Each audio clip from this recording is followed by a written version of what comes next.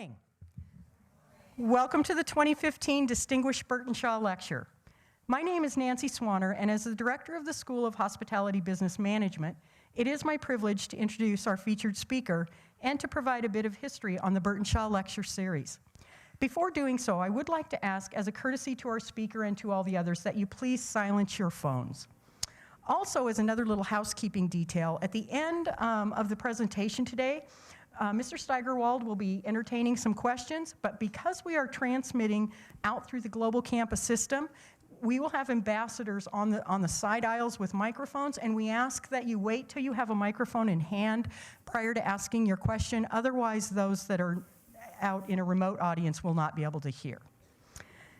As noted in today's program, the Burton Shaw Lecture Series is made possible through a donation by Jerry and Angelina Burton Shaw, which commemorates their late son, Calvin Brett, who planned to enter WSU's hospitality program before being involved in a tragic accident many years ago.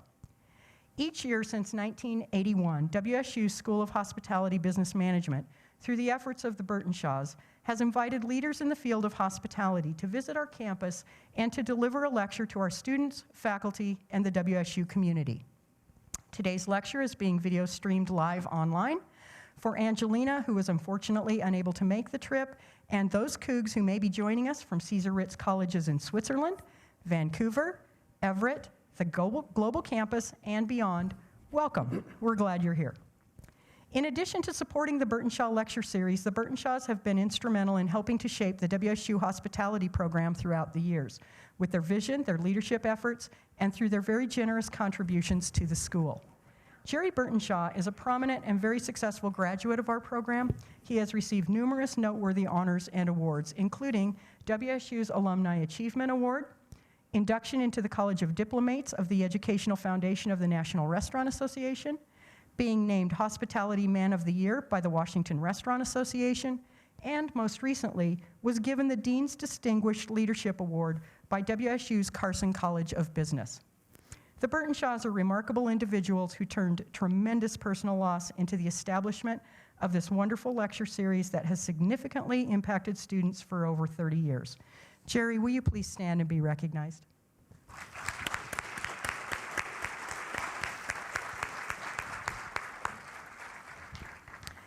In our audience today are a number of others that I would like to stand and be recognized. Members of the School of Hospitality Business Management ambassadors, officers of our professional student organizations, Eta Sigma Delta, PCMA, and the National Society of Minorities in Hospitality, faculty and staff from the School of Hospitality Business Management and from the Carson College of Business. Now, you all are supposed to be standing while we do this. All right, there we go. The very dedicated members of the School of Hospitality Business Management Advisory Board,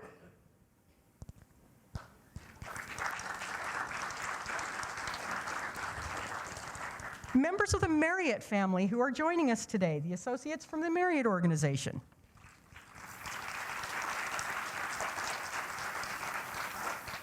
and because it's Administrative Professionals Day, the woman that makes everything happen in the SHBM, my absolute go-to gal, Miss Anita Young.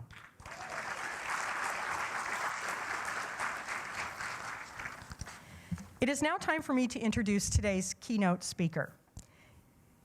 In this role as Chief Operations Officer, Rob Steigerwald is responsible for overseeing the operations of the Americas Western region, which encompasses all Marriott brands, including the Ritz-Carlton, across 18 continental states. Previously, Mr. Steigerwald was Chief Operations Officer, the Americas Southern region, responsible for all Marriott brands, including the Ritz-Carlton, in 7 continental southern states and 25 countries in the Caribbean and Central and South America. Prior to becoming Chief Operations Officer, Mr. Steigerwald held the position of Executive Vice President for the Central Region, overseeing the operations of more than 880 Marriott lodging products in 17 states and Canada. Mr. Steigerwald began his career with Marriott in 1981 as a restaurant manager at the Crystal City Marriott. He moved through the food and beverage ranks in Tysons Corner, Virginia, and the Atlanta Marriott Downtown, where he was named Food and Beverage Director of the Year for Marriott Hotels, Resorts, and Suites. Mr. Steigerwald later became the Regional Director of Food and Beverage in the Marriott Southeast region. He co-developed and piloted the Regional Director of Operations position. He then moved on to 3 general manager assignments at Chicago Marriott Schaumburg, Harbor Beach, and Marriott Resort, where he was named General Manager of the Year for Marriott Hotels, Resorts, and Suites, and Chicago Marriott Downtown. Mr. Steigerwald then became Area Vice President for the entire Chicago market. Mr. Steigerwald graduated from the University of New Hampshire Whittemore School of Business and Economics with a degree in Hotel and Restaurant Administration. He is the recipient of the American Hotel and Lodging Association's Most Valuable Volunteer Award. Mr. Steigerwald served on the Executive Committee of the Chicago Convention and Tourism Bureau. He is past chair of the Illinois Hotel and Lodging Association, as well as past chair of the Chicagoland Business Council. Mr. Steigerwald presently serves on the Board of Governors for the Children's Miracle Network Hospital. Please help me welcome Mr. Steigerwald with a warm Washington State University welcome. Thank you so much. Thank you, Nancy, for that very gracious introduction. It's fabulous to be here. I'm thrilled and honored to be with you today. It's great for one of our Marriott representatives to be here. And I'm just going to get a glass of water over here, bring it with me. And the subject today, Next Gen Now, is probably for everybody except for these first 2 rows. Everybody up there, you're Next Gen Now? Well, maybe there's a couple here. But, and I'm not, clearly. So you might think my dress is a little odd, right? This guy from Marriott's wearing jeans. But I didn't think I would be too creditable if I just wore my blue suit and red tie and tried to talk to you about the next generation and Marriott's approach to that. So I decided I'd get a little next gen. Is that okay with everybody back there? All right. Very good. Okay, you already know who I am. As Nancy said, 34 years with Marriott. Marriott had 60 hotels when I joined. We now have over 4,200. And we just had another acquisition this past month with the Delta Hotels in Canada. And so one thing Mr. Marriott always says is more. And his strategy is more happy guests, more earnings per share, more hotels, more happy associates, just more. So I have a friend, his name is Jason Dorsey. Anybody know Jason Dorsey? Jason is, oh yeah, the 2 Marriott people do. That's because Jason is, and Rick, another Marriott person, ex-Marriott, retired Marriott person. Jason Dorsey is known as the Gen Y guy. So Marriott, over the last 2 or 3 years, we've been trying to get into this next gen mindset. So who better than to have an expert at that come speak to us? Well, I had to go speak and listen to Jason about 10 times, because he doesn't go to one meeting, he goes to every meeting, right? And so we were at our select service general managers meeting, and I was sitting in like row 1 or 2, and Jason said, okay, here's the old guy in the room, and look, he's probably got a pen, so he came down off the stage, took my pen out of my, because next gen, you don't use pens, right? It's all, and you don't write in cursive, right? So Jason was really shocked to see me doing a Next Gen Now presentation, but we're looking forward to it.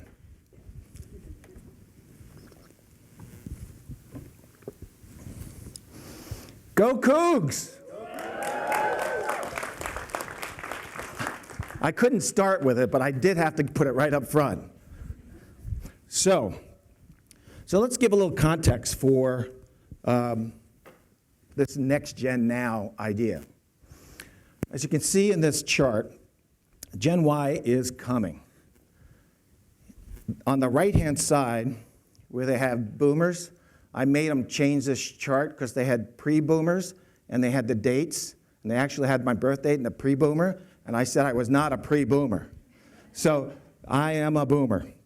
But as you can see, even right now in 2015, Gen X and Gen Y make up almost 60% of our travelers. By the year 2020, right, they'll make up 85% of our stays. And when you look at that, Gen Y alone is about 60% of the stays. So if we're not looking at Gen X and Gen Y right now, we're going to get the tsunami slide. We call this at corporate the tsunami slide, because we're going to get just taken over. The wave is coming, and if we're not ready for it, and if we're not active in everything we do about next gen, we're going to get washed out to sea. So before we go any further, we're going to do, I'm taking a risk here, we're going to do a little polling. So all of you have your cell phones, mobile devices, right? I'm going to see if this local research equals our Marriott research about next gen. So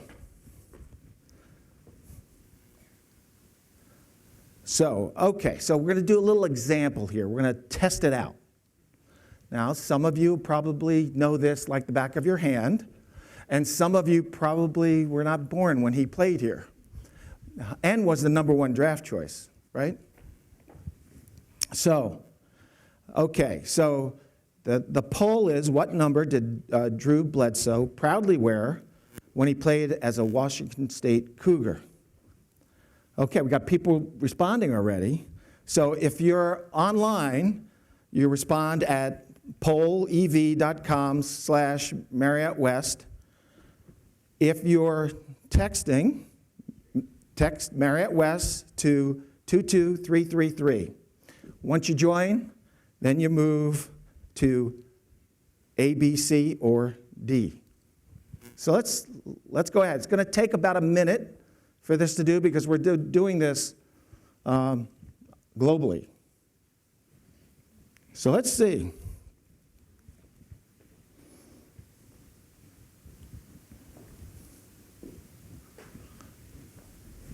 Come on, Rick, take out your phone.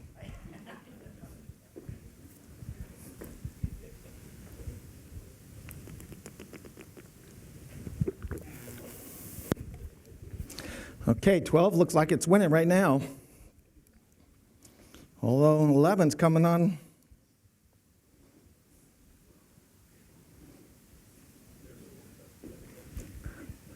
$97. Wow, we've got a lot so far.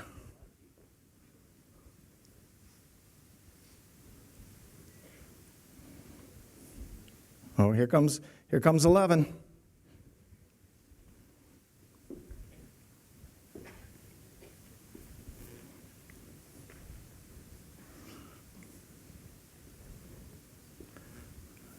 Okay, I think we'll hold it off here. So what's the real number? It is B, 11. He also wore that for the New England Patriots, if you remember.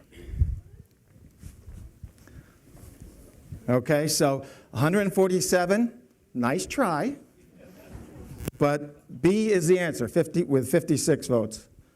Okay, so let's go to the next question. And the reason why I ask these questions are these next coming questions. This is some of the interesting research that we've been doing to try and understand that next-gen traveler and what they want. So, okay, get ready to do this. When traveling, how many electronic devices do you have with you? A1, B2, and C3, D, 4 or more.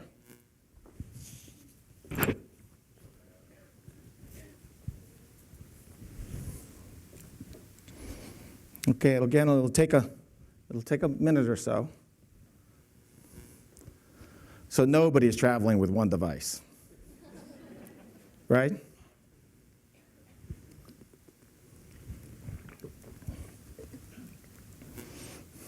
So much so that in our brands, we've had to update our bandwidth standards like 4 times over the last 4 years.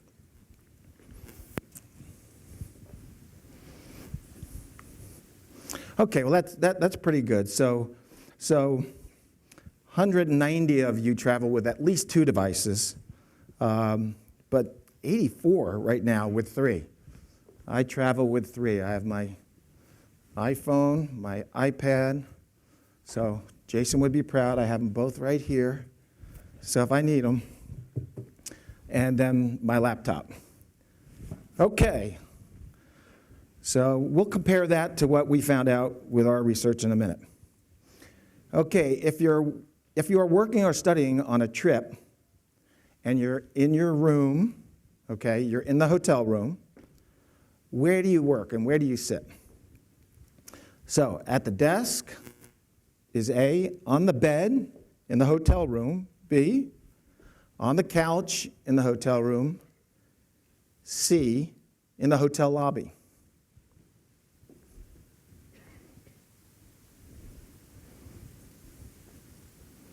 We can tell who the boomers are. They're at the desk. It's me.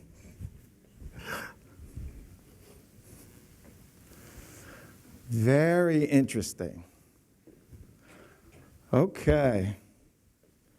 So clearly, on the bed, in the hotel room, by far and away, 2-to-1 over any other.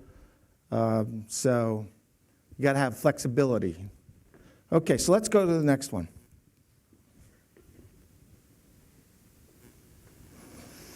Okay, I'm really not trying to get personal here.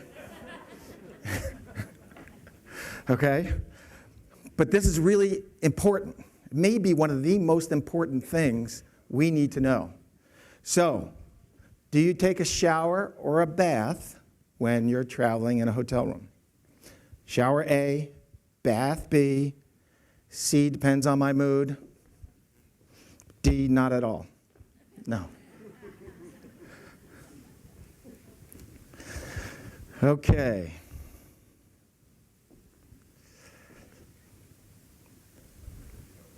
Interesting. So it looks like shower by far and away is the leader there. Okay? I think we have one more.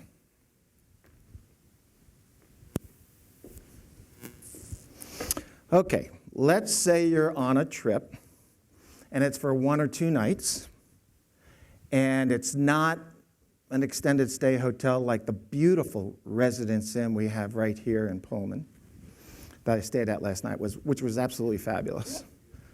And you're not going to a resort, okay? So let's say it's a typical kind of work trip. You're in and out. You have one day. Okay, looks like people unpack your suitcase in the hotel room or leave things in your suitcase and take out what you need. So why do we have all those drawers in the hotel rooms? Right? This is our thinking about, oh my goodness, we've got to have 6 drawers there. So somebody might take out some underwear and some shorts and put it in there. Well, very interesting. Okay. That's great. We're going to come back to this in just a second. But before we do, I wanted to give you an idea of what Marriott's been working on as a response to NextGen. And I think this next video really sets that up pretty well. And then we'll go through the research that we have, and I'll walk through that with you. But you already pretty much know the outcome.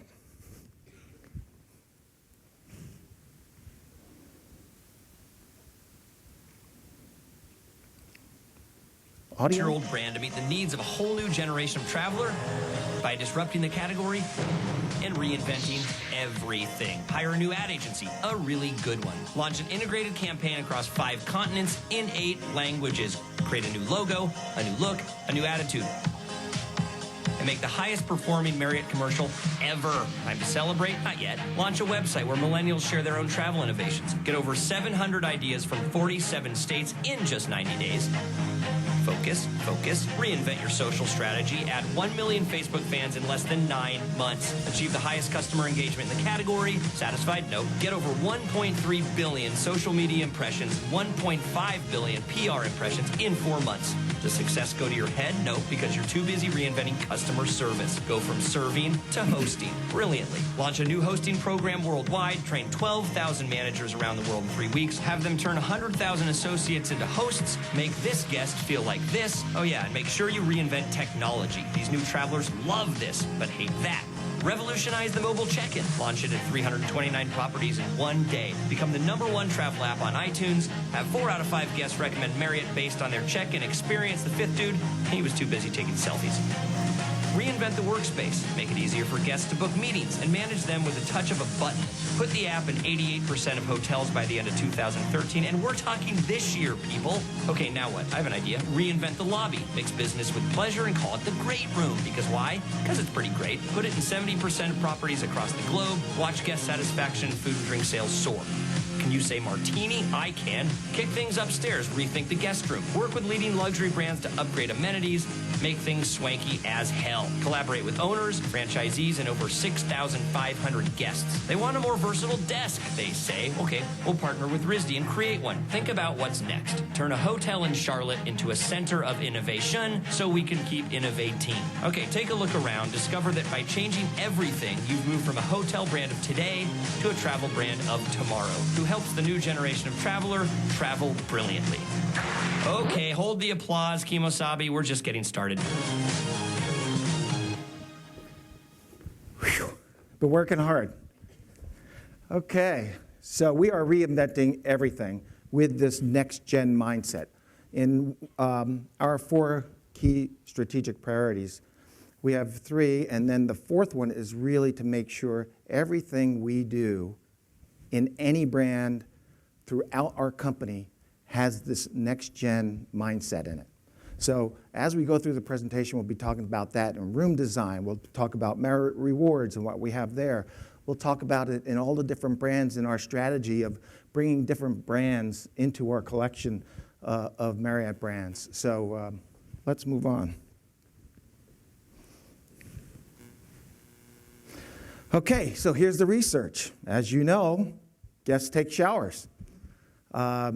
Almost 90% of our guests take showers. So we are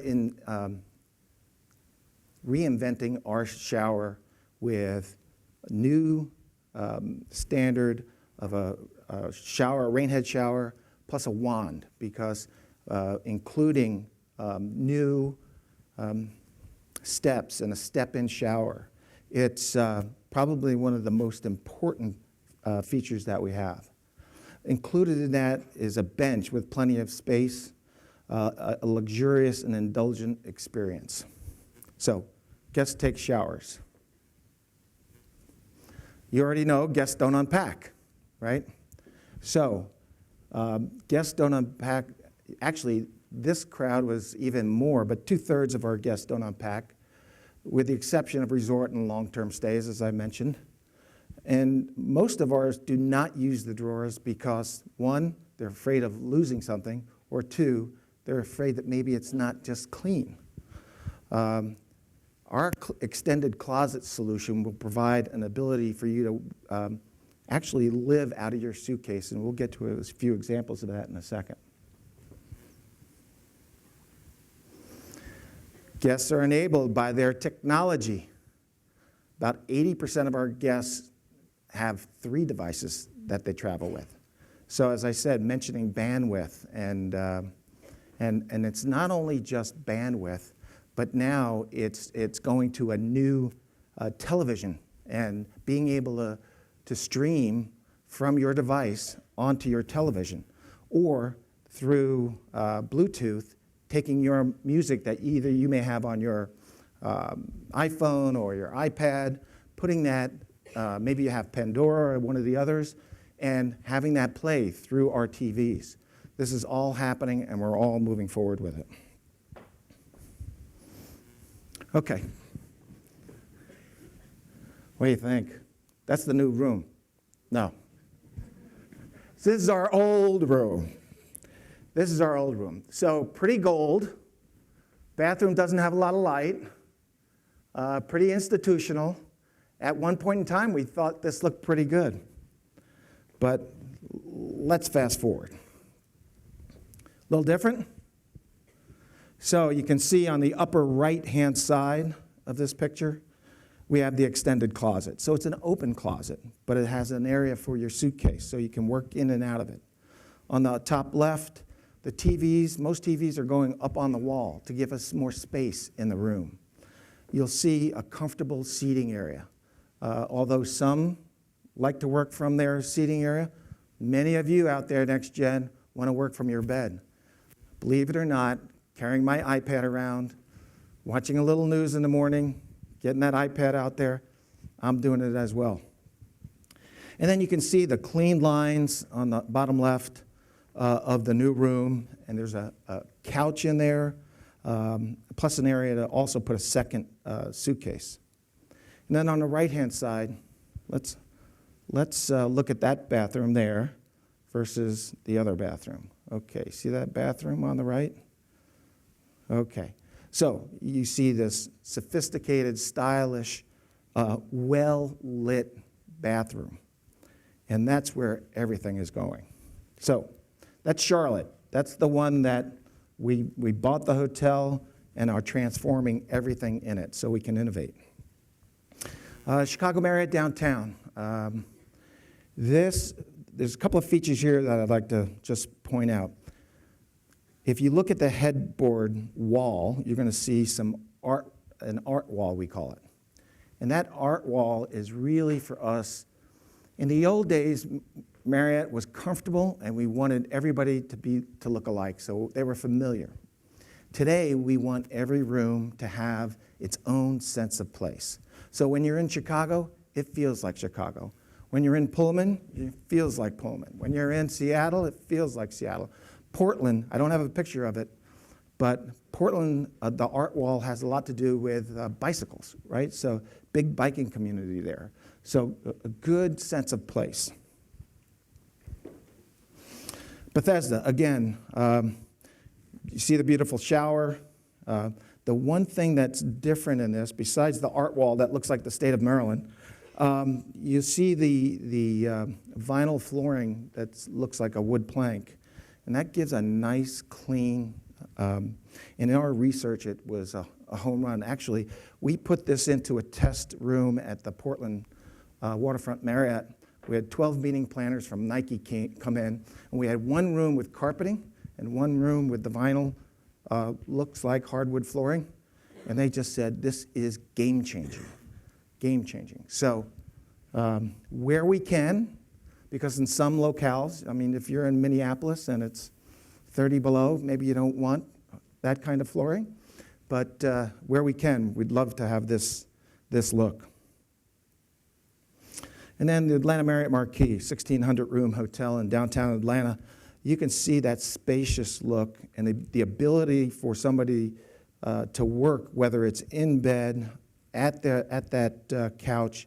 That's a table that goes up and down and is on wheels, so it can be moved anywhere in the room. So you can literally work anywhere in the room. And then again, the extended closet and this look of spaciousness. Okay, you heard me talk about what we used to be, this brand that you could count on, this brand that was consistent, this brand that you knew what you were going to get in every time you went to that hotel. And again, that was then, this is today. We want all of our hotels to look different. And this is one of our great rooms that we were talked about in the video. Okay, enter the discerning master blender. You know, the world's changed and guests have changed. And design really matters. Place matters, as I said, and quality, among other things, that a hotel supports, enhances and inspires the way our guests live and work. We call these guests discerning master blenders for the way they seamlessly move between work and social life. We've researched them extensively. We understand their values and their behaviors, through observation, surveys, and trend analysis.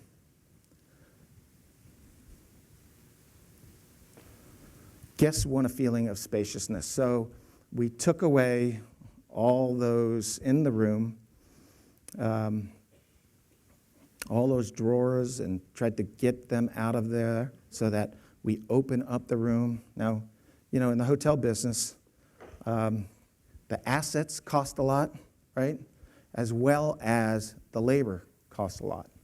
So we're in a unique industry where we have two really high levels of cost. We can't typically in most hotels just go out and move the walls when we want to change.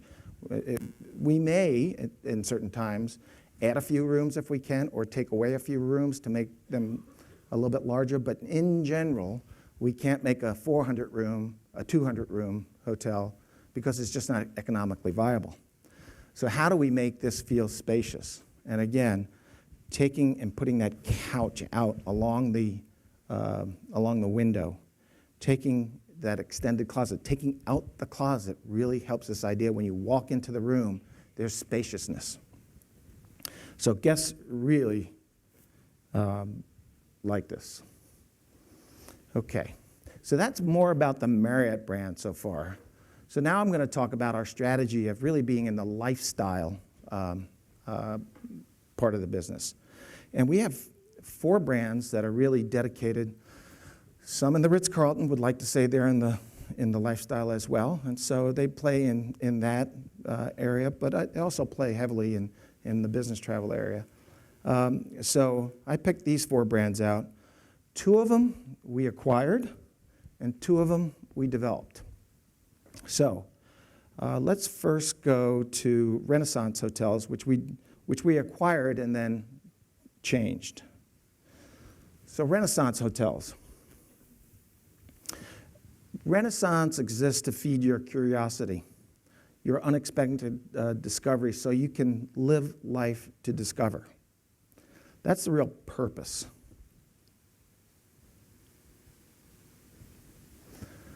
Renaissance speaks to the modern discoverer in all of us who lives to unearth life's hidden gems, collecting new tastes, sights, sounds, and experiences and adding them to their own story.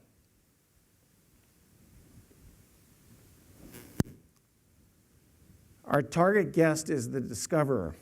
This guest sees business travel as an opportunity to take it all in. No matter how much or how little time they have, discoverers seek a hotel that serves their spontaneous spirit and makes it feel easy for them to experience the unexpected or unusual.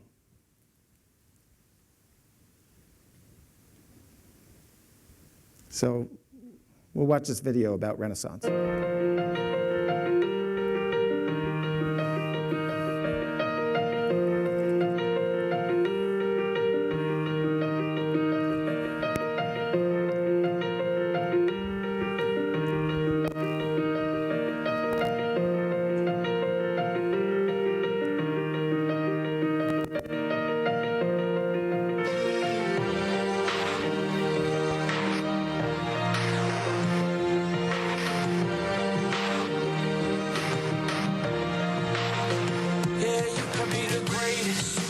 Best. You can be the King Kong banging on your chest. You can beat the world, you can beat the war. You can talk to God, go banging on his door. You can throw your hands up, you can beat the clock. You can move a mountain, you can break rocks. You can be a master, don't wait for luck. Dedicate yourself and you can find yourself. Standing in the Hall of Fame, and the world's gonna know your name.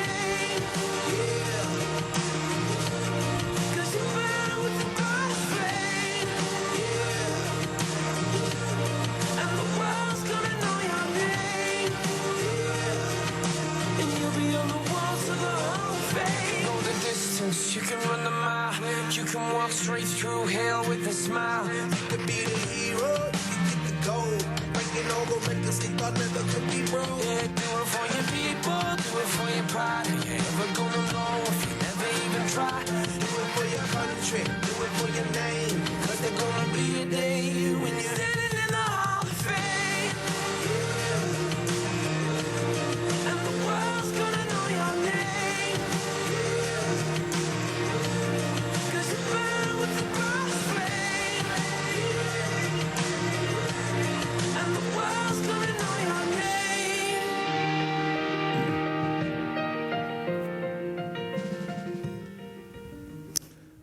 So Renaissance is the discoverer. Let's go to Edition. Edition is a brand that we developed with Ian Schrager, who developed really the boutique segment, right? This is like crazy thinking Bill Marriott and Ian Schrager would come together. You know, that's Studio 54 and the Marriott Hop Chop coming together. And so, but it's a really interesting dynamic between the two of them. Ian is brilliant in trying to give its own sense of place to each one of these luxury lifestyle hotels. And we at Marriott know how to make things work. So it's this form and function combination that really allows this to work. And we now have 3 hotels open with Edition. We have Istanbul, London, and Miami Beach. We just opened Miami Beach last November, and it's off to rave reviews. In London, at the Berners Cafe in London, the restaurant, you have to make a reservation 30 days in advance to get into the restaurant. Actually, Arne Sorensen, our CEO, had one of his billionaire friends call him and say, Arne, I need to get in to Berners Cafe, like tomorrow. So, of course, Arne made a few phone calls, but typically you cannot get in. So that's how successful it's been. And then we are opening the Clock Tower in New York in May. So that'll be number 4. We expect that this brand may have 20 or 30 hotels in it, but it is an experience working with Ian and Mr. Marriott and watching those two collaborate sometimes. But it's worked extremely well. So this is the Berners restaurant in London. It's such a new brand, I don't have a lot of pictures of this one. Okay, AC Hotels is a joint venture between Marriott and Antonio Catalan. It's the AC.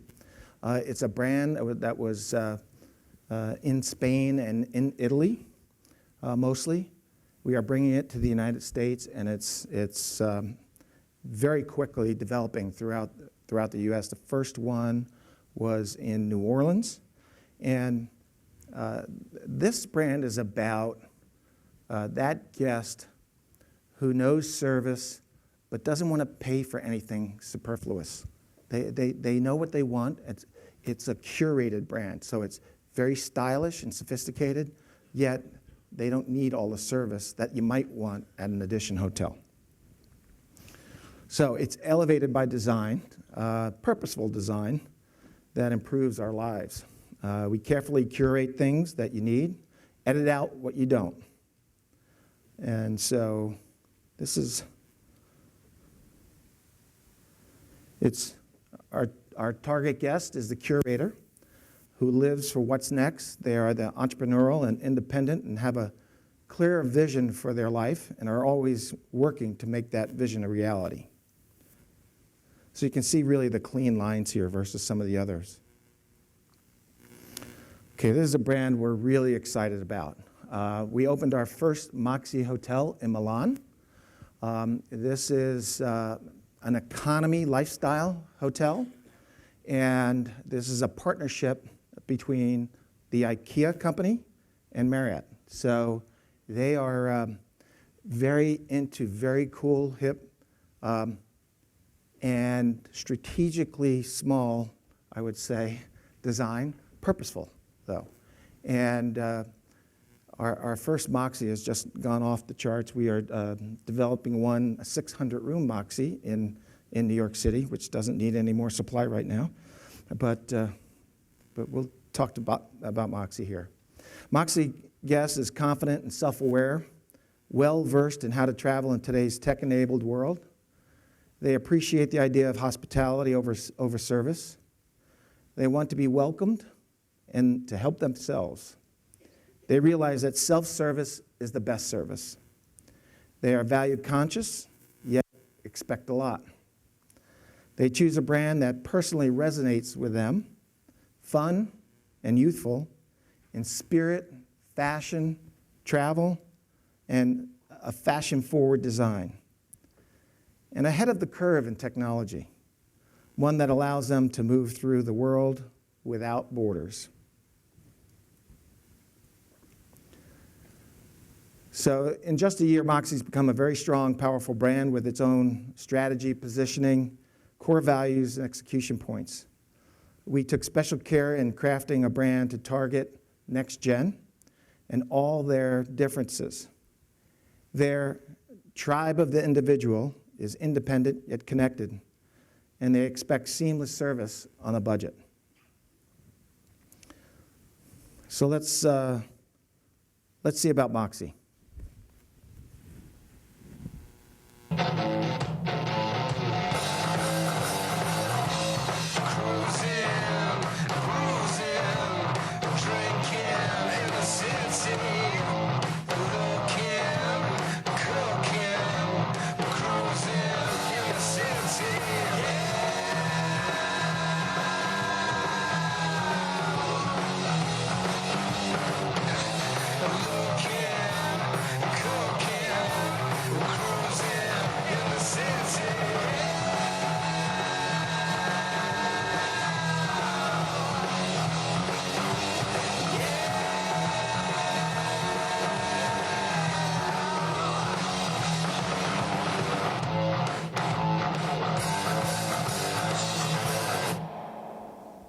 Can you believe this is a Marriott brand?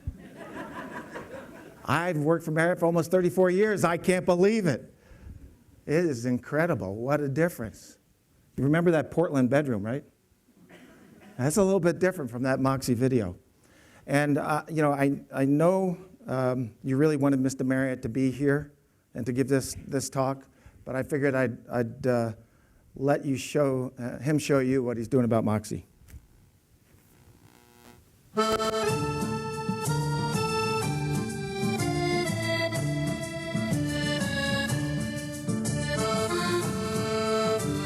Remember, our first one was in Milan.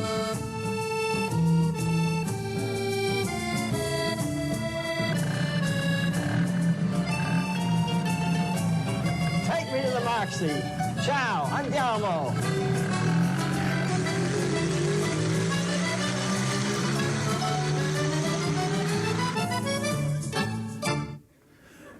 So Mr. Marriott's 83 years old, right? And he is really one of the key drivers in Next Gen. And he does all sorts of stuff like this, supporting our brands and all of our teams that are doing this. And so it was incredible to see him. Well, he likes fast cars, but not on the back. He wants to be driving. Okay, we're coming down the stretch here. As I said before, everything we're doing inside the organization has this next-gen mindset. And so if you looked at Marriott Rewards, you'd think pretty successful, 48 million Marriott Rewards members right now, the largest by far of any loyalty program. But when you looked at it, it didn't really engage you.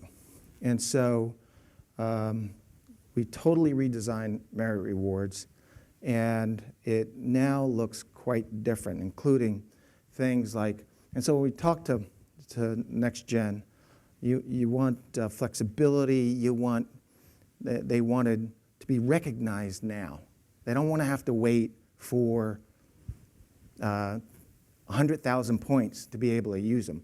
They want to be able to use their points that they just earned staying overnight to go buy a glass of champagne if they want.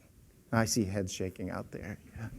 So this immediate, so before it was only for rooms, now it's for food and beverage, it's for events, we have the local perks, like we have, so if you share on Facebook or TripAdvisor or any Instagram, and we're on all of those, obviously, you get additional points, some of your experiences from a stay.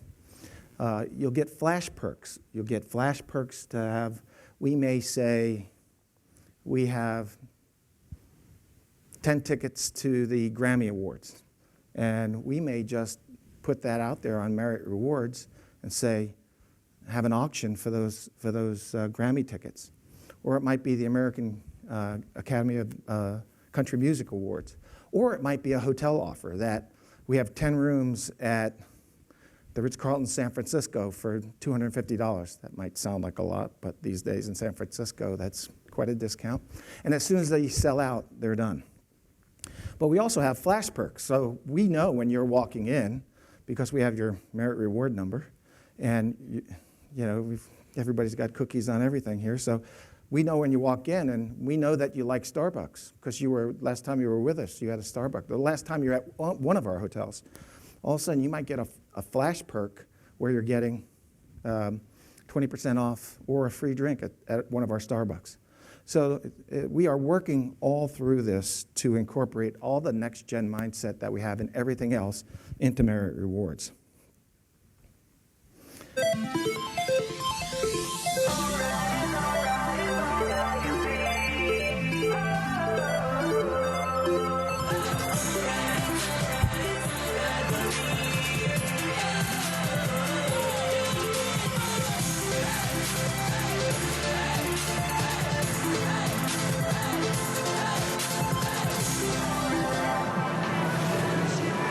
Everybody get golden.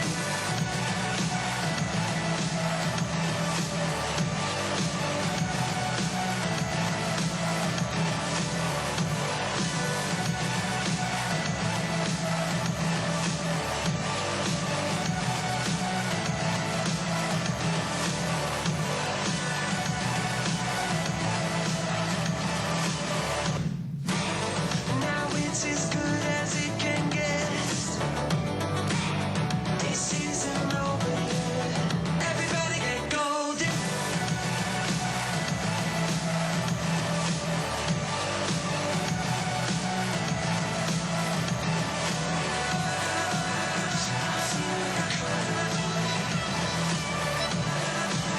So we can go until we shine.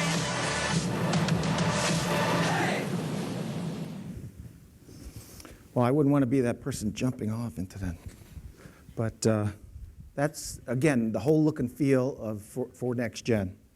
Our goal is to go from 48 million Merit Reward members to 100 million Merit Reward members. And we think by updating it and the look and feel, that will help us. Not only the look and feel of Merit Rewards, but obviously meeting the needs of our Next Gen customer, which is right here, right now. Because if you're not doing it now, you're going to just get blown past. And those lodging organizations that are working on this will survive, and those that don't probably won't. Okay. Thank you for being so patient. Now I'll be happy to take questions. I think we're going to try and move out this table. Do you think we're going in the right direction?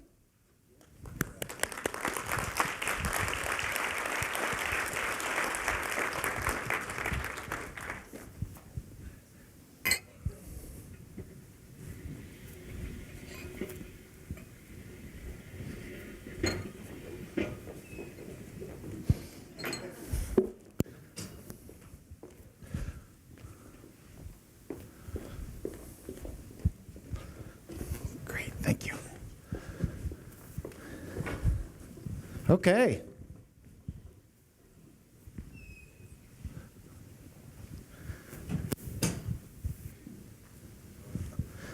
Okay. Could you please wait till I bring over a microphone so everybody can hear the question? We have a question right down here. We have a microphone out there? Raise your hand high.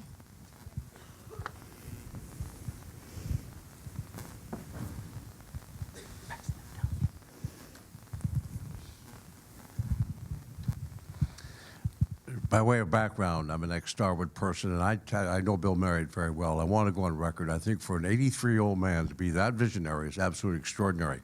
I remember when the first Marriott was built. My question to you tonight, a marvelous presentation, by the way, extraordinary. Thank you. In your upscale segment, Ritz, and your upscale segment, who are your major targets? Well, the biggest competitors really we have for if you're looking at Ritz, the Ritz level, luxury level, that would probably be Four Seasons, St. Regis.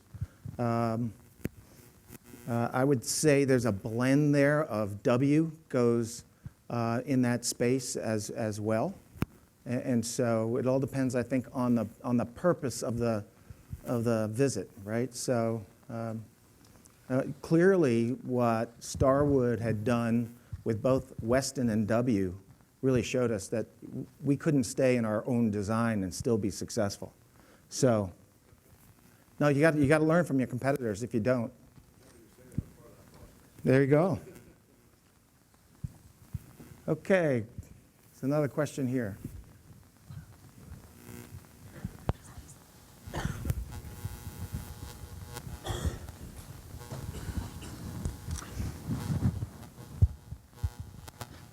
Thanks for the great presentation. Thank you.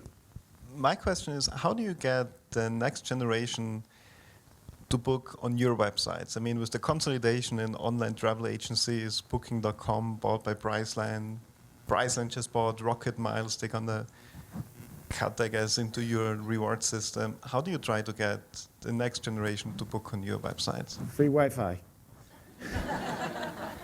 So if you sign up or join Marriott Rewards, book direct, you get free Wi-Fi.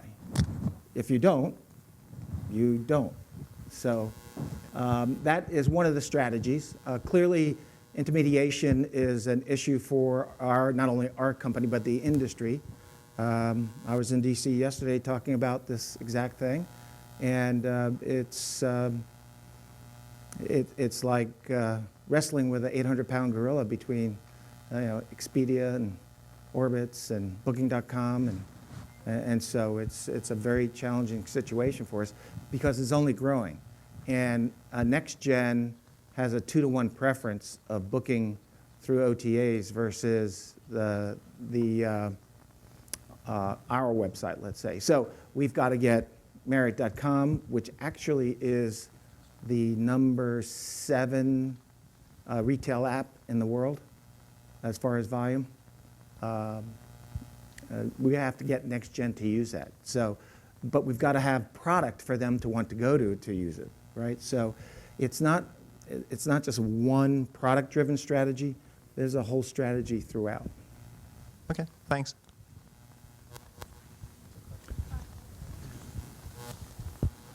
Hi there. My name is Derek Hyatt. I'm a student here at WSU.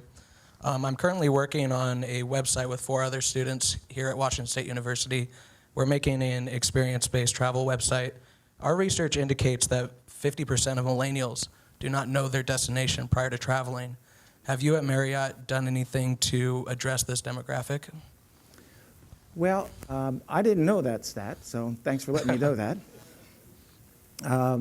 But I think you can see with organizations like Airbnb, right? That has been a real disruptor for the whole industry. So this idea of being mobile and digital, I think is the thing you have to be. You can't, because if you don't know where you're going, but you got to have a room somewhere at some point in time, it's going to be done on a mobile device, right? So, we have the ability in over 1,000 locations to check in with your mobile device. And then we're piloting the ability to use that all the way through the stay.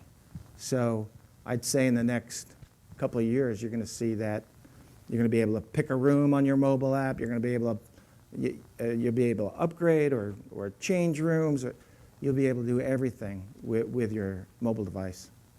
Thank you. Hi, my name is Alexandra Lenoble. I'm also a student here at Washington State University.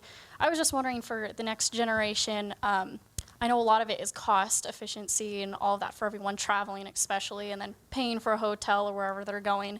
And it seems like that's kind of where you're going for to try to get that younger generation to come and stay as well. So maybe that's kind of what you're doing with the rewards. Is that basically what you guys were trying to do? Try to give more incentive of staying, especially with more higher prices as well?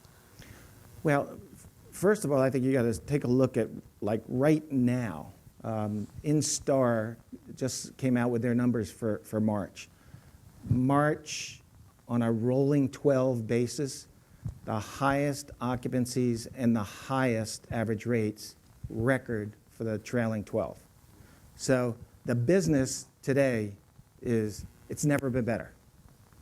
So that's going to put pressure on prices as we continue to grow.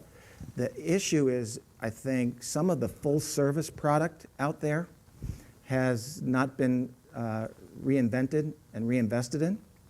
And you look what's happening with, just like the Residence Inn, a spectacular hotel, great bathroom, great shower experience, spacious, and guess what? It's half the price of a full-service hotel.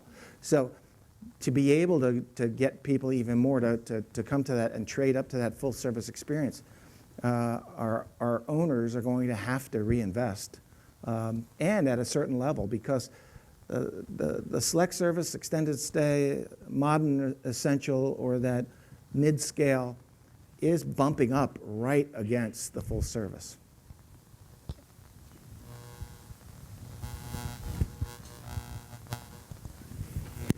We've got a question from the online audience. Elinka would like to know, students in Brig would like to know what Marriott is doing to attract different nationalities amongst the Generation Y, eventually Z, target market / segment.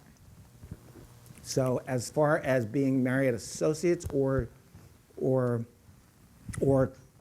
customers? I can ask.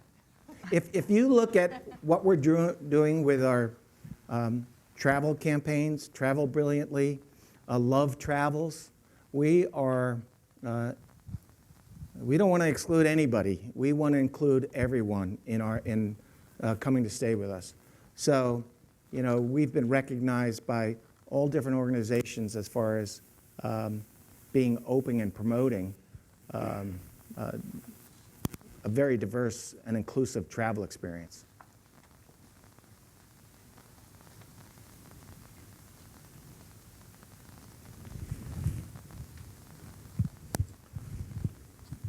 Okay.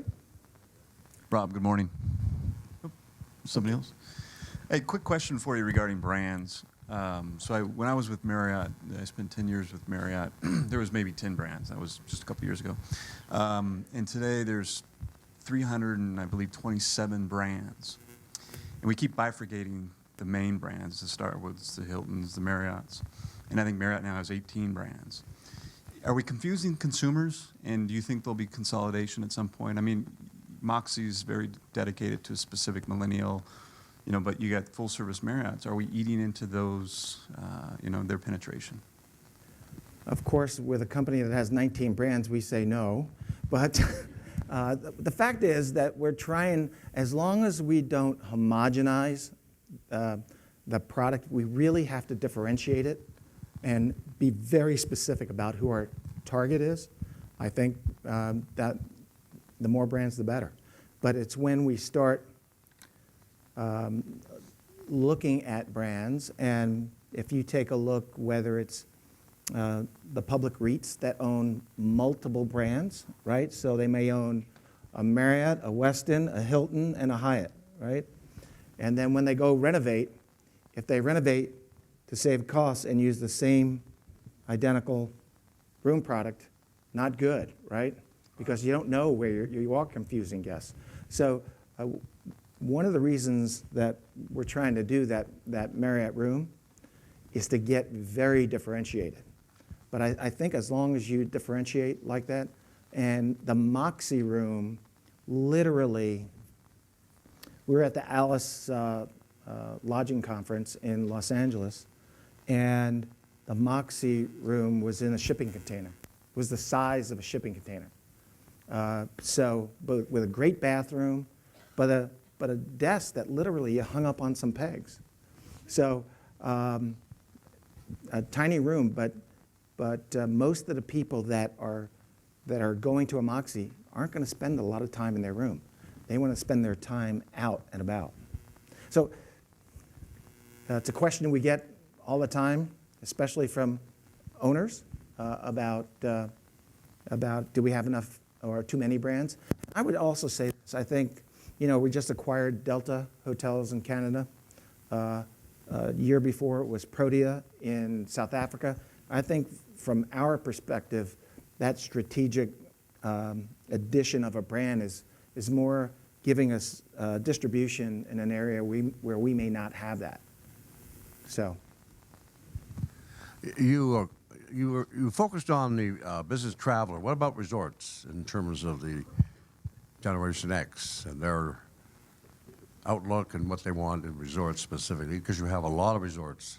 We have a lot of resorts, and I would say pretty much the same as far as what the look and feel that they want, but it's a whole nother level when you have to go. Food and beverage is critically important. We've gone through cycles in the industry where food and beverage was important, then it wasn't important, then it was important, and I would say specifically in resorts, and I think more outside the United States than in the U.S., that the food and beverage component and the offerings are critically important.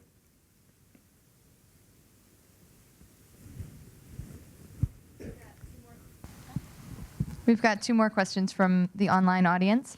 Anurag would like to know, is Generation Next a prototype of creativity benchmark in terms of customization? I didn't hear your question. Is Generation Next a prototype of creativity benchmark in terms of customization? I think it's, mass customization, right? So that's where we need to be. We can't be, we've got to be customized on not only between brands, but inside of brands. You heard me talk about each hotel, let's say each Marriott hotel or each Renaissance hotel, needs to have its own special sense of place. If we don't have that sense of place, then again, we become homogenized and we can be any brand to any person. And then it's just a commodity play, and you only play on price then.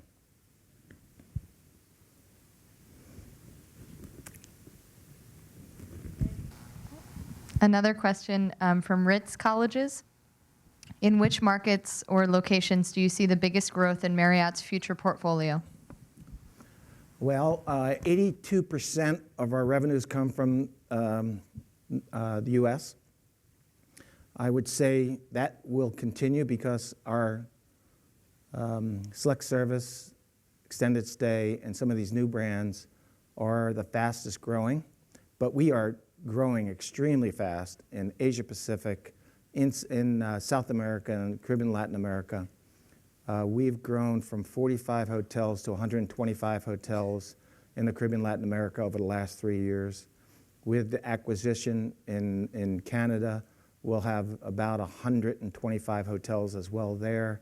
Protea was 110 hotels in sub-Saharan Africa. So we are growing at a very fast pace. If you look at it, there are certain brands which are growing faster than the others, and that would be our select service extended stay just because of the economics there. So it's tougher to build a full service hotel in today's environment.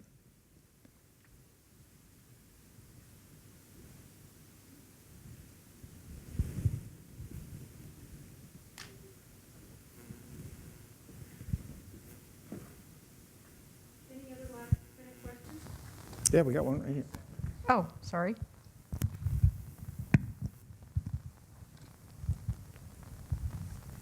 Thanks again, Brad, for being here. Education question. What do you do to provide education to your current employees to help them develop into leaders of the future?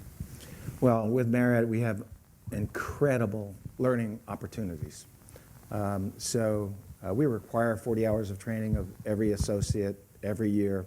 Every manager has a personal development plan that they have to put together, and that means that they have to go out and work on it. There are probably 85 or so required training courses that they have to go through, obviously not in 1 year, but in their career. And then I would say the opportunity, we have a really exciting opportunity. We call it the Emerging Leaders Program. And we take, in each region, I have the West, right? So David Marriott has the East. And I have about 100 emerging leaders that we take that are nominated by their properties, by their general managers and their regional teams, and they get nominated to go to this really leadership development session.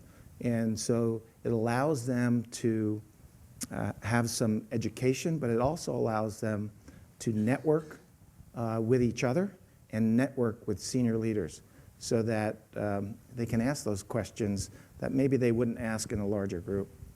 We actually are having our session next week in Dallas. And so that's, and of course, that's for us, because we are continuing to grow. You know, Mr. Marriott said this a lot, but over 50% of our general managers come from the hourly ranks. I mean, if you think about that, with 4,200 hotels, our company is about growth and opportunity.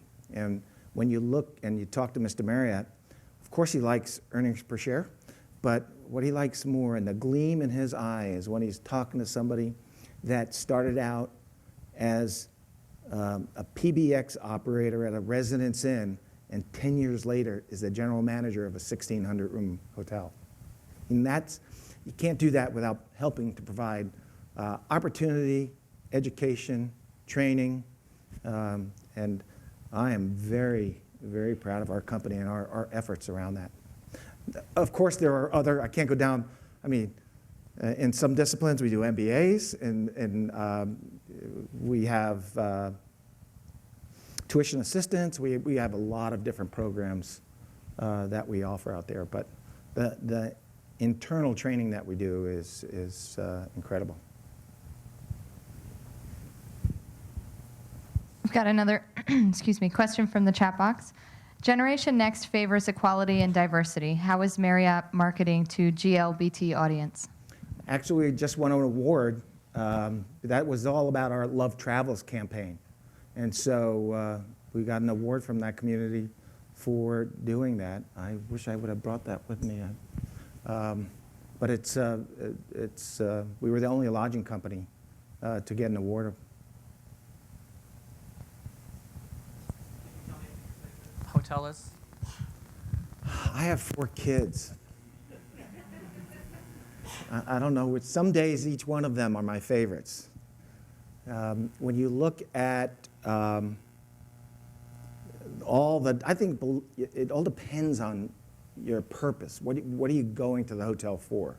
So if I'm going with my wife and we just want to get away and we don't want to be bothered, I mean, we have some great hotels like the Ritz-Carlton Laguna Niguel or the Ritz-Carlton Key Biscayne. I was there a couple of weeks ago. We have a hotel in Dorado Beach, Puerto Rico, which is called the Ritz-Carlton Reserve, 128-room hotel on 1,100 acres. It was the old Rockefeller Rock Resorts property that we totally tore down and built in the exact room models, because if we didn't, we would have to change how far away from the beach. But literally, you are 10 feet off the beach there, and it is spectacular. So, but you know, we have great hotels all over, and I'm getting in trouble by mentioning any of them. I know I am. I'm going to get a call from somebody, because somebody's listening to this online, and they're going to go, how come you didn't mention my hotel? But we have great, in all brands. My family's favorite is the Marco Island Marriott Hotel, Marco Island, Florida, because we had a great family opportunity there and vacation.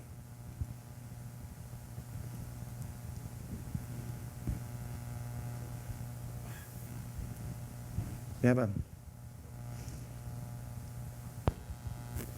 microphone? We got a question back here. Just from an operations over here. Just from an operations standpoint, what's been the most challenging part of pursuing like a whole new strategy that seems pretty drastic across so many brands? Yeah, it's a great question. I think having patience, because in our business things don't happen today. because we have cycles of renovation and to get this accomplished. So we were talking about great rooms 6 and 7 years ago. Well, we finally have about 90% of our Marriott hotels have a great room now. But it takes that long because of the CapEx cycle. So it will take us 6 or 7 years to get all of our rooms to look like the new ones rather than the old ones. So I think that perspective, and of course trying to make it as cost effective as you can for each one of our owners. You know, in some of our markets, they don't have the RevPAR premiums or not premiums, but the absolute RevPARs to be able to do all of that. So how do we modify that strategy for urban environments to suburban environments to maybe tertiary cities and help them get through that, but still make sure that we're providing a really differentiated experience.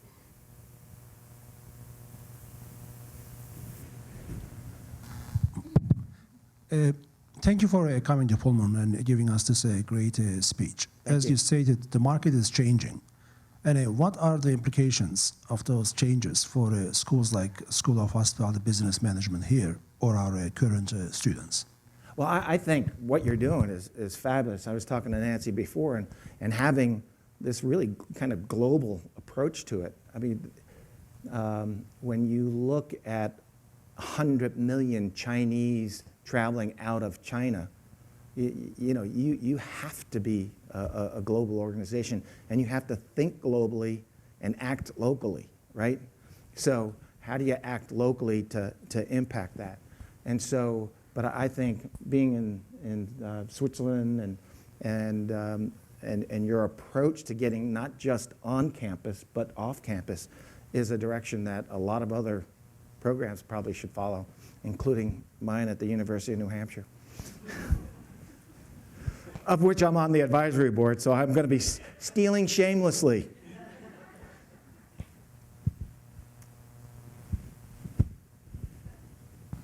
I've got a question from the Caesar Ritz colleges. How does Marriott target the Chinese market in the second-tier cities, and what are the brands that best perform in China?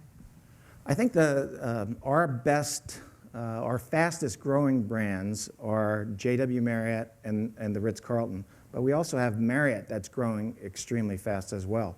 So our Asia Pacific area, and we're going from, now remember, a secondary city in China still has 20 million people in it, right? So they're not really secondary cities. So, but we can put Marriott hotels, JW Marriott, really, really great brand in China, and the Ritz-Carlton in many of those cities.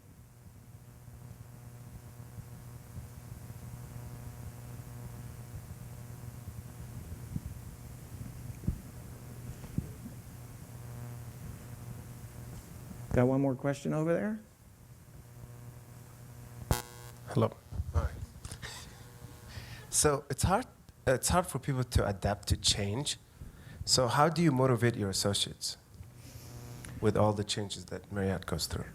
Well, you know, when you work for a company that started as a 9-seat root beer stand in Washington, D.C., and it was a root beer stand, A&W, first one east of the Mississippi, and then the winter came along and people stopped drinking root beer, ice-cold root beer, and one of the founders, Mrs. Alice Marriott, went to the Mexican embassy and got recipes for some enchiladas and tamales, and came back and they switched it from an A&W root beer stand to a hot shop, then grew that, and then worked through that for the next 20 years before we even opened our first hotel, and then having the first company to introduce in the lodging industry a rewards program, being the first to really segment the industry as far as the different luxury, upper upscale, mid-scale type hotels, and have this portfolio approach. And when you listen to Mr. Marriott, and I'll give you one little tidbit. I was a year ago, right around now, he was touring Los Angeles with our area vice president down there. And of course, I wanted to know how it was going because I couldn't be there. So I text our area vice president and said, how's it going? He said, fine. I said, tell Mr. Marriott, now this is a year ago, so these are public numbers. Tell Mr. Marriott our region had a 10% RevPAR growth in the first quarter. I got a text back that said, wow. Then I got a text back and said, success is never final. So this idea of change in our company is just ongoing. We are all about change. And all about more, and all about changing everything we do, from our operating standards to our digital. We just won an award for our digital content. We have now a content studio. So we're producing, or having people produce for us, short movies. So we just did a movie about two bellmen at the JW LA Live. And it's not about us doing a commercial. It's about having this movie and people watching the movie on YouTube and just seeing in the background the JW LA Live. So we're about to come out with another one from the Champs-Élysées Paris Marriott, and that'll be the second one. But this idea of 2 years ago, we would have never done that. So again, this idea of constantly challenging ourselves to do things differently and get connected with our next gen traveler.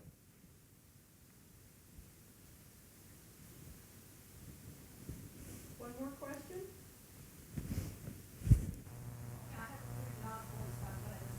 Well, nobody else can hear you, though. I can hear you, but nobody else can hear you. My kids tell me I have a loud voice. Okay, just going back to China market, since it's growing so much, looks like when I hear what you said, so currently the popular brand seems to be very luxury level, like full service compared to the US. This is pretty interesting.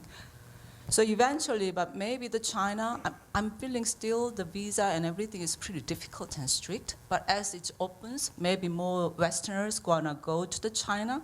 Currently, a lot of Chinese coming out and traveling, maybe US and European countries, but it could be the other way around. And also within their within their market, inside the China, the locals will travel around. So at some point, I'm thinking you may need to implement more variety of brands. I'm not sure how many Marriott brands are there besides those top, like luxury brand.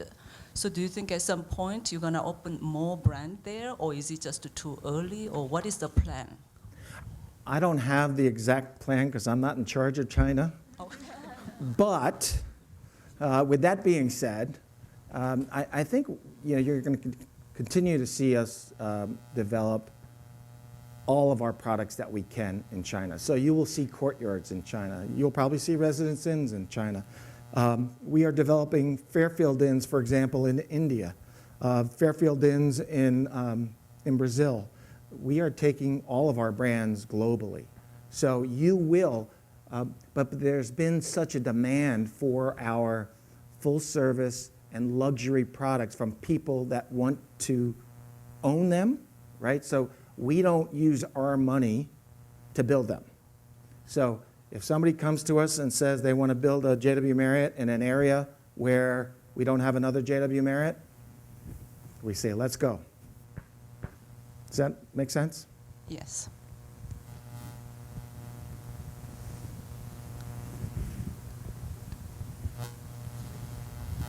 We've got a question from Cesar Ritz Colleges again. Aren't you afraid that the recent approach to technology is going to affect the interaction between the staff and guest, which is actually the core of hospitality? It's a great question, and one that we really work on every day. So in all of our hotels, we have basically a huddle every morning to talk about whether it's in Marriott hosting brilliantly and what are our moves for the day so that we can get these personal connections rather than interactions just over a text or a cell phone. I think people want to be technology enabled and they want to be able to use their technology, but I also think the idea of being a host or being friendly is never going to go out of our business. So we build those platforms into all the training that we do, and every day how we work through that in every operating department, in every kitchen, in every housekeeping department, in every restaurant, in every meeting area, every day, that's focused on.